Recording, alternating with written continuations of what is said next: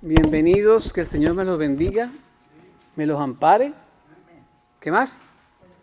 Me los favorezca. ¿Qué más?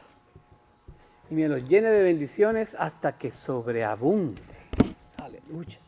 Yo tenía un pastor en Chicago que me decía: Juanito, cada vez que tú me dices eso, tú me bendices tanto a la mañana que lo voy a grabar como un ringtone en el teléfono.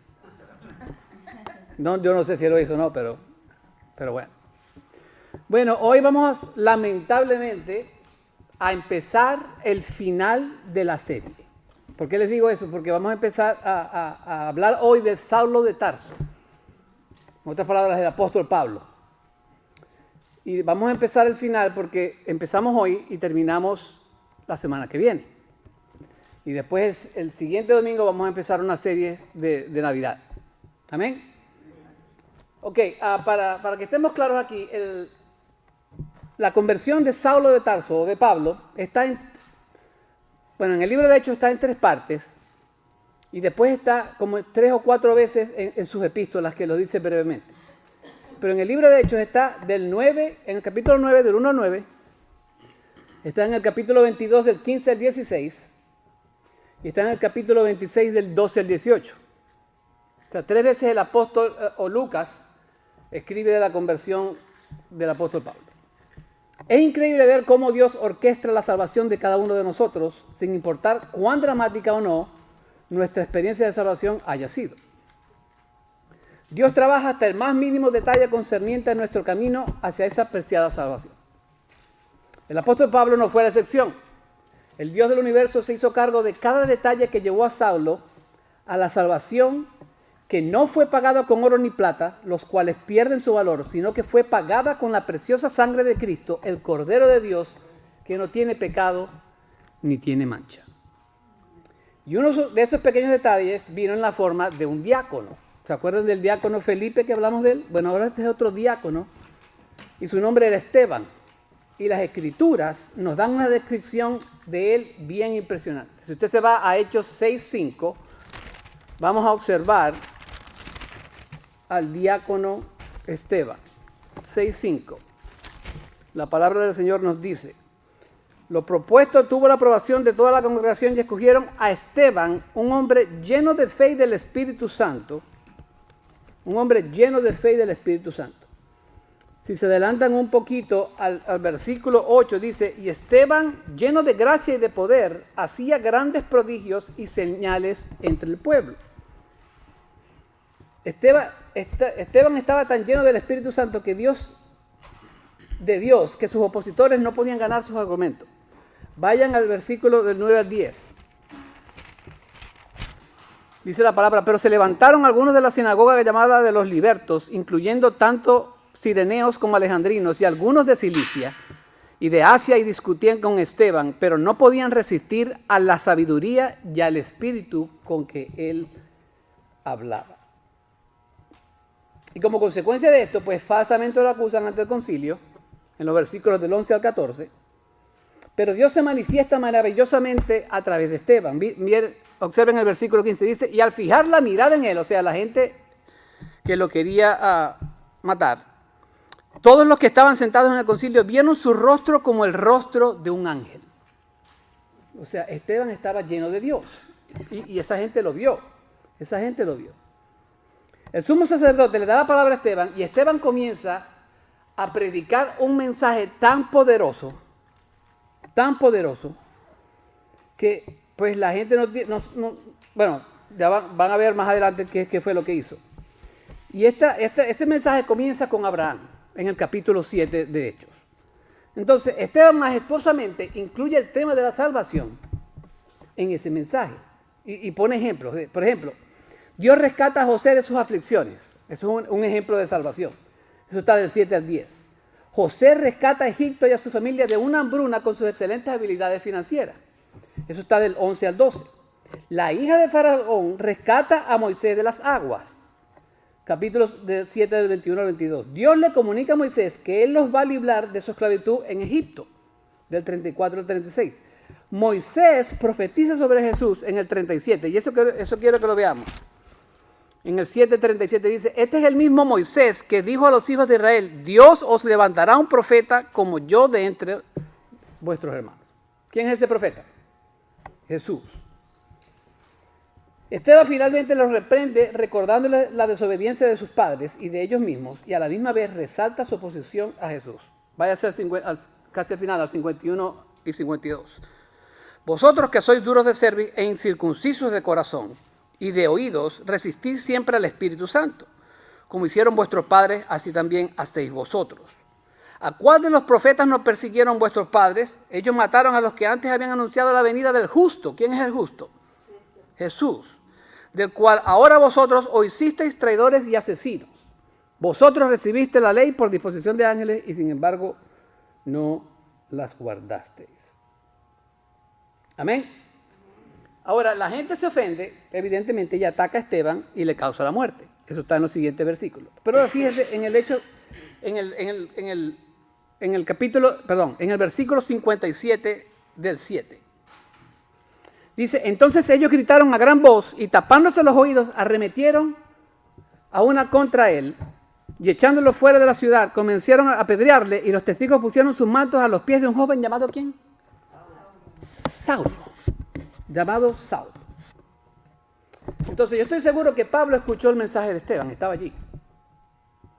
Y es posible que haya sido parte de los que argumentaban con él en el versículo 9 del capítulo 6. Pero Esteban terminó ganando el argumento. Ahora, ¿por qué yo digo que es posible que Pablo estuvo en este argumento? Bueno, sabe que a mí me gusta darle pruebas a ustedes. Váyase al versículo 9 del capítulo 6 otra vez. Versículo 9 del capítulo 6. Dice, pero se levantaron algunos de la sinagoga llamada de los libertos, incluyendo tanto cireneos como alejandrinos y algunos de Cilicia. Ahora, ¿qué tiene que ver Cilicia con esto? Bueno, si usted se va al capítulo 22, versículo 3 de los libros de los Hechos, Pablo está diciendo allí que yo soy judío nacido en Tarso de Cilicia. O sea que es muy probable que Pablo estaba allí. Además, yo creo que él estaba allí escuchando el sermón de Esteban. Amén. Entonces, a mí me gusta imaginarme cosas. Es lo que llaman, muchos pastores llaman a una, ¿cómo que lo llaman? Que están inventando pues, santamente, entre comillas. Amén. Entonces, imagínense un debate teológico entre Esteban y Pablo. ¿Cómo se va a ver eso? Pero acuérdense que aquí Pablo o Saulo no estaba convertido todavía. Entonces, ¿quién cree que ganó el argumento? Esteban lo ganó, y ahí lo dice, en el 6 se los dije, en el 10 dice, pero no podían resistir a la sabiduría y al espíritu con que hablaba Esteban. El capítulo 8 nos habla entonces de la persecución causada por Pablo, porque Pablo causó esa persecución. Habla de la predicación del evangelio en manos de Felipe, Juan y Pedro, y habla del encuentro de Felipe y el eunuco. ¿Se acuerdan? Eso ya lo predicamos ya. Ahora venimos al capítulo 9, versículos 1 y 2. Y la palabra dice, Saulo, respirando todavía amenazas y muerte contra los discípulos del Señor, fue al sumo sacerdote y le pidió cartas para las sinagogas de Damasco, para que si encontraba algunos que pertenecieran al camino, tanto hombres como mujeres, lo pudiera llevar atados a Jerusalén. Ahora, el participio griego inhalar ahí nos da la idea de que Pablo vivía en una atmósfera de amenazas y de muerte. Quería destruir totalmente a los cristianos. Era el mismo aire que respiraba. Todo lo que él respiraba era en contra de esos cristianos. Esta frase, respiraba amenazas y muerte, es lo que llaman un hebraísmo. Y nos muestra la disposición interior de la mente, la rabia, la ira, la malicia, la envidia y la sed de sangre que Saulo estaba lleno. Imagínense ustedes. Tremendo odio, tremendo odio. Podemos decir que Pablo era un hombre celoso y apasionado por lo que él hacía. Y eso son unas buenas características de un siervo del Señor. ¿Sí o no? Lo malo es que él estaba bien mal canalizado. Porque lo estaba utilizando para destruir el pueblo del Señor. Amén. Observen Filipenses 3, del 5 al 6, por ejemplo. Dice, hablando él de su degree. Circundado el 8º día del linaje de Israel. Está bien, ¿verdad? Chévere. De la tribu de Benjamín. Hebreos de hebreo. Bien chévere. En cuanto a la ley fariseo, más o menos. En cuanto a ser los perseguidores de la iglesia, malo. En cuanto a la justicia que es en la ley irreprensible, buenísimo. Esa palabra irreprensible significa que nadie le podía hacer nada a Pablo. O sea, él seguía la ley tanto. Bueno, él era un pecador, pero él seguía la ley al pie de la letra, que el tipo era un fenómeno. Él fue guiado a los pies, estudiado a los pies de Gamaliel, que la gente en aquel entonces decía que Gamaliel era la belleza de la ley. Imagínense ustedes. Y Pablo aprendió de ese hombre. O sea, Pablo era bien preparado el hombre. Fue a una de las universidades más, como el Harvard de ahora, a aprender de leyes y de todo eso. Entonces, la meta de Saulo era capturar a todo lo que pertenecía al camino. ¿Quién es ese camino? ¿Por qué? ¿Por qué? ¿Qué dijo Jesús? Yo soy el camino, la verdad y la vida. O sea, y el camino se refería a todos los cristianos en general. Saulo pensaba que el cristianismo era errado y engañoso. Él pensaba que era una religión falsa y quizás, Saulo estaba tomando el ejemplo de Fines en Números 25 al 6 al 11. Y dice aquí la palabra: he aquí un varón de los hijos de Israel vino y trajo una madianita a sus hermanos, a ojos de Moisés y de toda la congregación de los hijos de Israel, mientras lloraban ellos a la puerta del tabernáculo de reunión. Y vio Fines, hijo de Eleazar, hijo del sacerdote Aarón, y se levantó de en medio de la congregación y tomó una lanza en su mano, y fue tras el varón de Israel a la tienda, y los alanceó a ambos, al varón de Israel y a la mujer por su vientre, y cesó la mortandad de los hijos de Israel, y murieron de aquella mortandad 24,000 personas. Entonces Jehová habló a Moisés diciendo: Fines, hijo de Eleazar, hijo del sacerdote Aarón, ha hecho apartar mi furor de los hijos de Israel, llevado de celo entre ellos, por lo cual yo he consumido en mi celo a los hijos de Israel. Pablo quería apartar, destruir completamente a los cristianos, porque pensaba que le estaba haciendo un favor a Dios. Pensaba que iba a eliminar como una plaga de esta tierra. Pero estaba errado, ¿sí o no? El que no entendía era él. El ciego era él. John Stott nos dice que Saulo era más un animal salvaje que un ser humano, pero que estaba a punto de convertirse en cristiano. Nos dice que su corazón estaba lleno de odio y su mente envenenada por los prejuicios. Él dice que si nosotros hubiéramos conocido a Saulo cuando salió de Jerusalén y le hubiéramos dicho que antes de llegar a Damasco se iba a convertir en un cristiano, probablemente habría ridiculizado la idea y hubiera seguido en su propósito de destruir a todo el que creía en Jesús. Amén. El versículo 3 sigue la historia. Y sucedió que mientras viajaba, al acercarse a Damasco, de repente resplandeció en su derredor una luz en el cielo. Como les dije al principio, esta historia está en Hechos 9, 22 y 26, ¿verdad? Bueno, el capítulo 22, versículo 6 nos dice que era de mediodía y que la luz era muy brillante. Vamos a estar tomando detalles de las tres historias. El 26:13 nos dice que era de mediodía y que la luz era más brillante que el sol, cosa que no lo dice el versículo 9, el capítulo 9. Ahora, imagínense qué es más brillante que el sol. La luz de Dios, la luz de Dios. Y aunque no es por 100%, yo sí creo que es 100% seguro, pero para estar salvo, aunque no es 100% seguro, la mayoría de los comentaristas están de acuerdo que esta luz era la gloria Shekinah que guió a Israel a través de su viaje por el desierto. Ahora, Moisés nos dice en Éxodo 13:21, el Señor iba delante de ellos de día en una columna de nube para guiarlos por el camino y de noche en una columna de fuego para alumbrarlo. Pero para mí eso no era suficiente. Entonces, otra razón por la cual nos lleva a pensar que era la gloria Shekinah de Dios es que en Mateo 17:2, en la transfiguración, el rostro de Jesús brilló como el sol. O ¿Se acuerdan cuando se le apareció a Pedro y a Juan? Y en Apocalipsis 1:16, el apóstol Juan describe a Cristo glorificado, declarando que su rostro era como el sol que brilla en su fuerza. Yo sí creo que era la gloria shekinah de Dios. Ahora, de acuerdo al 22:9, esta luz fue vista también por los que estaban con Saulo. Y eso está en el 26:13 también. Ahora, esa luz fue vista por todo.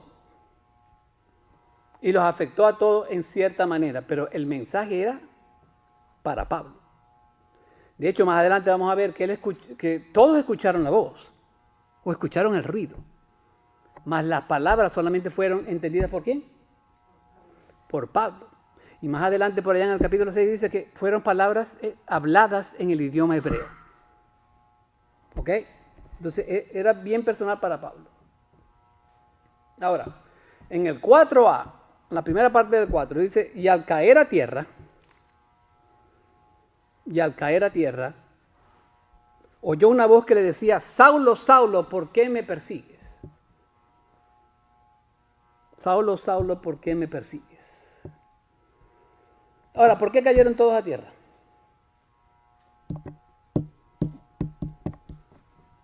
Porque la misma presencia de Jesús estaba allí. El Cristo resucitado con su cuerpo glorificado le estaba hablando a Pablo directamente.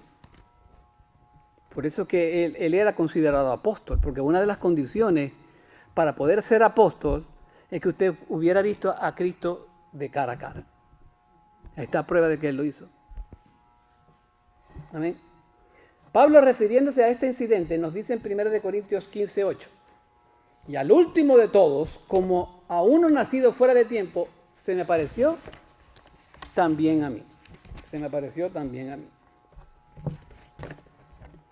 Es como cuando Jesús se dirigió a los que le estaban arrestando a Juan en Juan 18. Y dice la palabra que cuando él dijo, yo soy, ¿qué pasó? Los que los arrestaban retrocedieron y cayeron a tierra.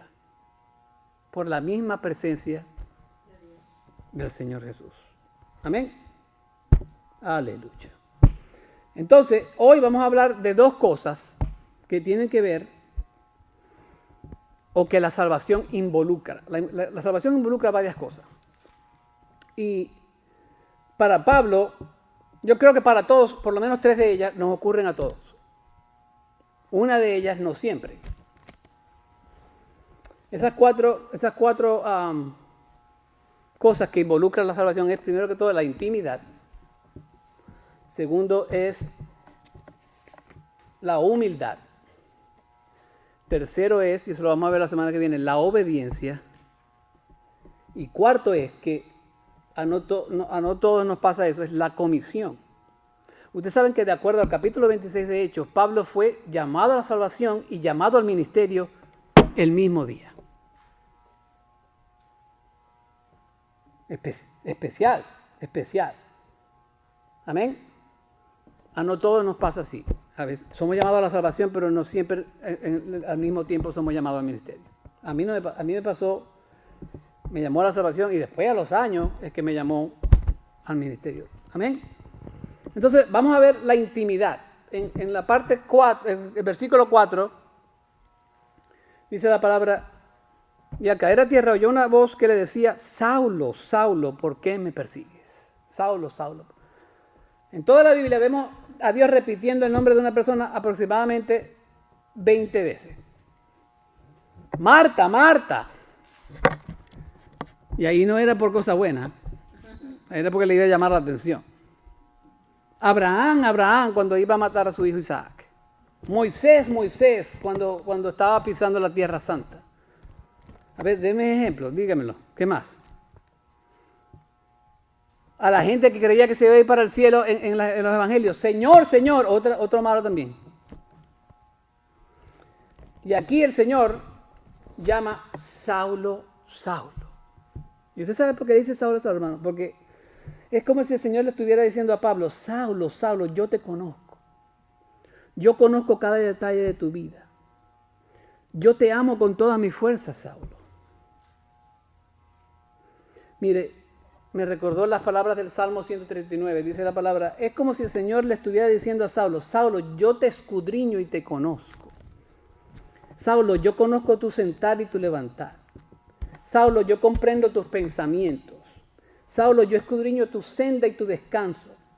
Saulo, yo conozco bien todos tus caminos y conozco cada palabra de tu boca antes de que tú las hables. Todo lo conozco de ti, Saulo. Y eso es lo mismo que dice usted, hermano. Juan, yo te conozco. Yo sé por dónde estás pasando, yo sé qué es lo que va a pasar. Yo te conozco. Y ponga su nombre allí, hermano. Porque el Señor lo conoce. Usted, no hay nada escondido para el Señor. El mismo Salmo 139 nos dice eso. A donde vayamos, el Señor va a estar allí. La experiencia de salvación de cada uno de nosotros es única. Cada quien experimenta algo distinto. El mensaje es el mismo, pero la manera como Dios nos rescata a cada uno varía de persona en persona. ¿Sí o no? Varía de persona en persona. En el caso de Pablo, evidentemente, fue una experiencia extremadamente dramática. Pero no necesariamente siempre va a suceder así. No siempre va a suceder así. Ahora el Señor le pregunta a Pablo, ¿por qué me persigues? ¿Por qué me persigues? Ahí al final del 5. Señor, ¿por qué me persigues? Y en realidad Pablo no responde esa pregunta. Pablo no responde esa pregunta. Pablo, ¿usted alguna vez le han respondido con otra pregunta? Pablo hizo lo mismo con el Señor, creyendo que como que le iba a ganar o algo, digo yo. No. Entonces Pablo le pregunta al Señor, el Señor le pregunta a Pablo, ¿por qué me persigues? Y Pablo, él no está persiguiendo a Jesús directamente, ¿sí o no? Él está persiguiendo a la iglesia de Dios. ¿Pero qué es la iglesia de Dios? Jesús es la cabeza y la iglesia es el cuerpo de Dios. Entonces cuando Pablo está persiguiendo a la iglesia, ¿está persiguiendo a quién? Está persiguiendo a Cristo. Por hecho, le dice el Señor, ¿por qué me persigues? Ahora, Abraham leyó en el versículo 9 de Hechos, el versículo que habla del aguijón. Lamentablemente ese versículo ahí lo injertaron para tener como una especie de balance entre las tres ocasiones que se habla de Pablo en el libro, de la conversión de Pablo en el libro de Lucas. Pero no está ni en el 9, no está ni en el 22, está en el 26. En el 26 sí está en el original griego. Por eso que yo lo incluí aquí, porque acuérdense que estamos viendo las tres vistas. Entonces dice el 26:14, dice, dura cosa te es dar coces en contra del aguijón. Ahora, ¿qué era el aguijón? El aguijón era un arma que utilizaban los granjeros, por decirlo así, de unos 7 u 8 pies, que tenía una punta de hierro y se podía usar como lanza para infligir heridas mortales en casos de emergencia. Entonces, ¿qué pasaba? El granjero se ponía la cuestión aquí en su mano y los bueyes estaban enfrente. Entonces, cuando los bueyes no querían trabajar, le daban como que una puntadita y los bueyes tenían dos opciones. O seguían trabajando o atacaban con sus cascos a la punta del aguijón. A veces, los bueyes eran medio brutos y le daban tremendas patadas al aguijón y le daban tanta rabia que seguía dándole. ¿Y por qué le hacía eso? Le infligía dolor. Entonces, a veces nosotros somos así. Le damos de patadas y sufrimos porque queremos ir en contra de Dios. Y eso fue lo que le pasó a Pablo. Pablo estaba golpeando y atacando en contra de lo que Dios había establecido por falta de ignorancia, pero eso estaba a punto de cambiar. Pablo era ignorante de lo que Dios estaba haciendo. Tengamos cuidado de no hacer lo mismo que Pablo y todavía le estemos dando patadas a lo que Dios estableció originalmente. A veces hacemos nosotros eso, lo mismo que hizo Pablo. Quizás estamos trabajando en contra de Dios y no nos hemos dado cuenta. Pablo era un hombre increíblemente preparado, pero lamentablemente el Mesías del Antiguo Testamento para él no era Cristo. Pero aquí Cristo está a punto de cambiarlo. Amén. Entonces, lo otro que podemos ver que involucra en una salvación es la humildad. Fíjense en el versículo 5. Y él dijo, ¿quién eres, Señor? Y él respondió, yo soy Jesús a quien tú persigues. Pablo en realidad no responde a esta pregunta, sin embargo, él le hace la pregunta al Señor. ¿Quién eres tú, Señor? A pesar del amplio conocimiento de Pablo de la ley de Moisés, a pesar de su celo a seguir esta ley a pie de la letra, ante esta impactante aparición del Señor, él no tiene más remedio que someterse y humillarse y llamarlo por lo que en realidad él es. ¿Quién es él? El Señor de la tierra, el Rey de reyes y el Señor de señores. Pablo no tiene remedio. Pablo no tiene remedio.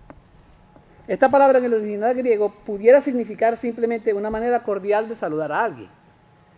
Pero aquí, en el contexto, es la palabra Señor, el Kurios, que es el Señor sobre toda la tierra.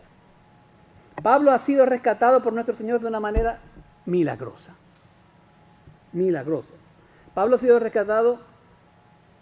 Pablo escuchó la predicación de Esteban en la cual alude a la salvación de Dios dando varios ejemplos. ¿Se acuerdan que hablamos de eso? Mire, aquí quiero hacer un paréntesis. Pablo escuchó la predicación de Esteban, ¿verdad que sí? Si nos vamos al 22:10, esto es cómo Esteban estaba en la mente de Pablo. En el 22:10, si no me equivoco,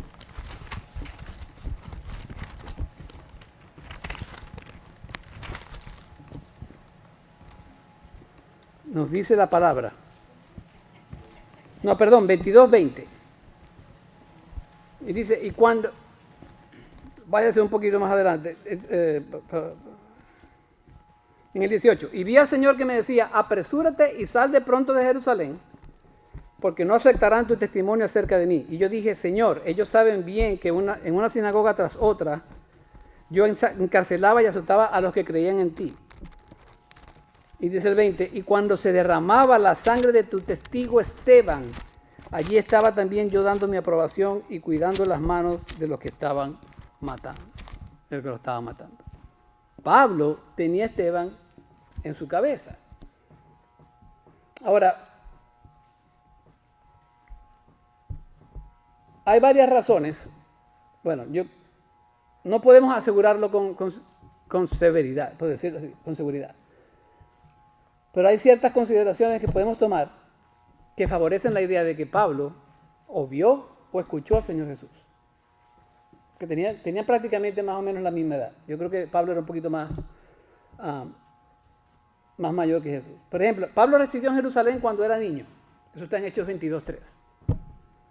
Y también estuvo allí años después de aprobar la muerte de Esteban, en el 8:1, ¿se acuerdan?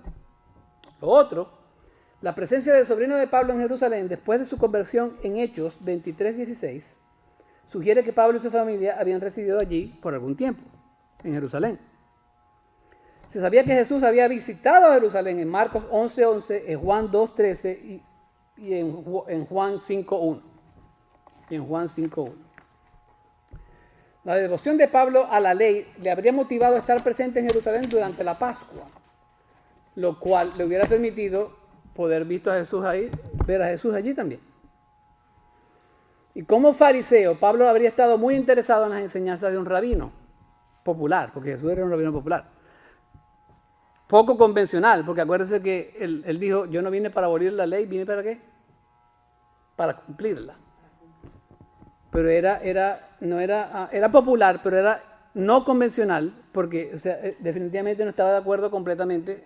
Acuérdense que estamos en el periodo de la gracia ahora, no en el periodo de la ley. Entonces, si esto fue así, Pablo tuvo numerosas oportunidades de escuchar el Evangelio. No me diga que no. Si no fue así, con seguridad escuchó el mensaje de Esteban.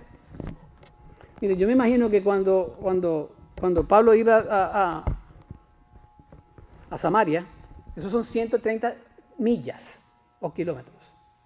Larga la cosa.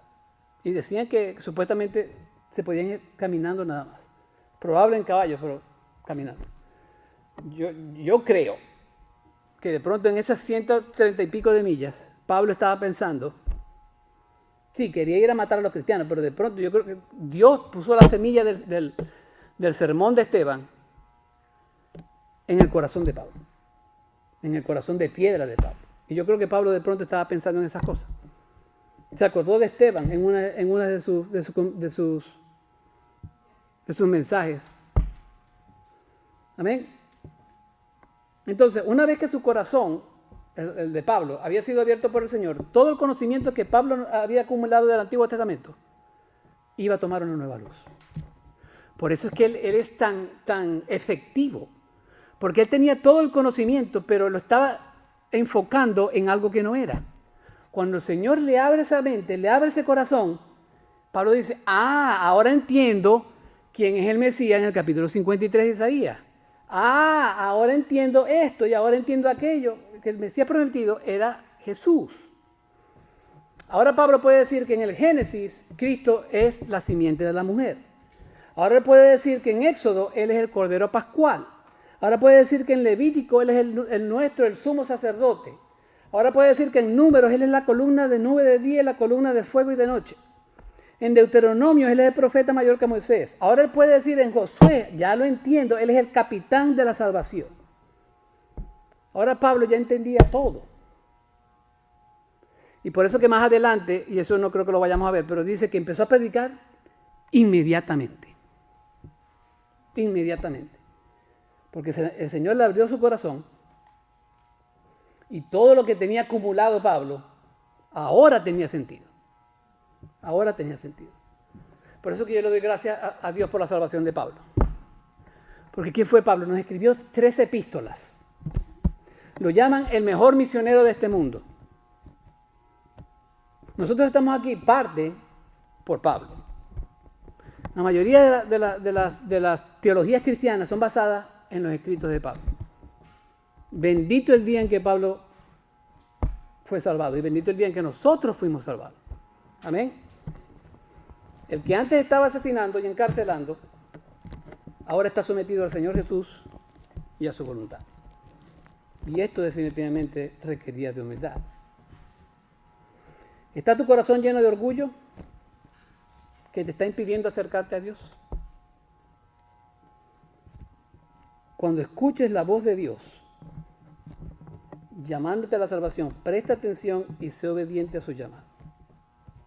Si estás esperando una salvación dramática como la de Pablo, vas a estar perdiendo tu tiempo porque no todo el mundo le pasa eso. Y tú no controlas el día de tu salvación. El que controla el día de tu salvación es el Señor Jesús. Lo importante es que cuando tú escuches la voz de Él, que tú lo obedezcas. Porque eso es lo que vamos a ver la semana que viene. Vamos a ver su obediencia, vamos a ver su comisión y de pronto un poquito más. Amén. Vamos a orar. Padre Celestial, en el nombre de tu Hijo Jesús te doy las gracias, Señor, porque tú eres un Dios maravilloso. Tú eres un Dios eterno. Tú eres un Dios que da todas las cosas. Señor, si tú pudiste salvar a un hombre como Pablo, tú puedes salvar a todo el mundo, Señor, porque para ti nada es imposible. Yo te pido por todas aquellas gentes, Señor, que nosotros conocemos y que hemos intentado predicarle el Evangelio por un buen tiempo, Señor, que tú las traigas a tus pies y las bendigas y las protejas y les dé esa salvación que solo tú puedes dar, Señor, porque tú los llamaste. Ayúdanos, Señor, a predicar tu Evangelio. Ayúdanos a quererte más. Ayúdanos a servirte más. Y te pido, Señor, que bendigas a toda la gente presente aquí, Señor, que tú prepares sus corazones y que las bendigas de tal manera, Señor, que van a ver un milagro en sus vidas hoy y los días subsiguientes. No importa qué tan grande o qué tan pequeño es ese milagro, Señor, porque tú todavía haces milagro. El Salmo 77 te llama el Dios de los milagros. Te pido, Señor, una bendición especial en esta mañana. Gracias, Señor, en el nombre de tu Hijo Jesús. Amén. Y amén. El Señor me lo bendiga, mi hermano querido.